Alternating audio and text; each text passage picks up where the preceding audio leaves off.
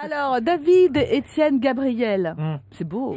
Pour vous, le choix du prénom, ça consiste à jouer finalement à cache-cache avec la mode qu'évoquait à l'instant Catherine? En fait, c'est un casse-tête qui se transforme pour les parents en punition parce qu'il y a une espèce de loi d'airain. On essaye d'être à la mode et puis ça vous retombe sur le coin du nez.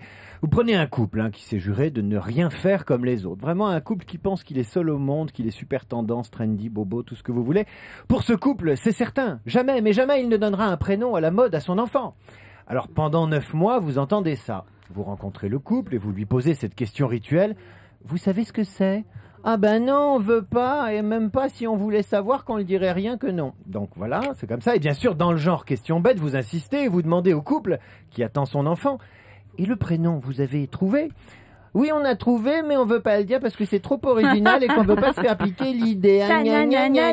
Voilà, vous voyez ce que c'est qu'un couple qui attend un enfant. Donc là, vous arrêtez de faire semblant de vous intéresser à l'enfant qui va naître. Vous arrêtez de procréer surtout. Et vous attendez 9 mois. Et bien sûr, au moment de la naissance, vous recevez le faire-part. Et là, surprise, originalité. Vous découvrez le prénom qui n'est pas à la mode et qu'on voulait pas le dire puisqu'on connaissait pas le sexe et qu'on préférait pas savoir.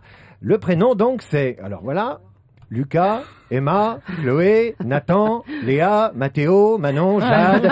Super original. Attendez, plus original. Hugo, Lucie, Louis, Sarah. Sans oublier l'inévitable Enzo. Alors évidemment, les parents, tout à leur bonheur, ne s'en aperçoivent pas.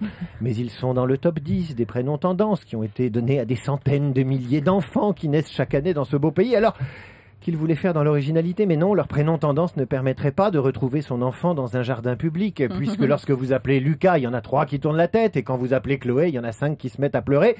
Donc, avec votre faire-part, vous ne faites aucun commentaire, ni sur le physique ingrat de l'enfant et du nourrisson, ni sur son prénom, qui vous rappelle étrangement celui d'une voiture française à la mode.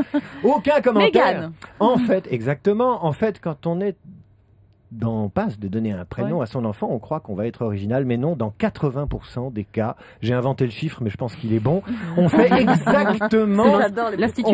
exactement comme tout le monde. Mes parents pensaient être très à la mode quand en 69, ils ont cherché David, et en fait, tout le monde s'appelle David. Pour être original, il faudrait appeler sa fille ou son fils Gilberte, Micheline, René, mais non, ça c'est trop original. On a le conseil de Magali qui nous dit: j'ai appelé ma fille Ella Loïs, c'est la contraction de Ella et de Loïs. Bon bah d'accord, ça c'est original. Oui, mais même dans les prénoms composés du genre Lola Blues ou Blues Bertrand ou Blues Bertrand Loulou, des trucs, vous vous retrouvez dans la catégorie de la corbeille bobo. Donc il faut choisir un prénom ringard comme Robert, Bertrande, René, c'est ringard pendant 20 ans. Et puis au bout de 20 ans, vous êtes le seul à vous appeler comme ça, mais ça reste peut-être une punition, j'en sais rien. Bon, écoutez, juste...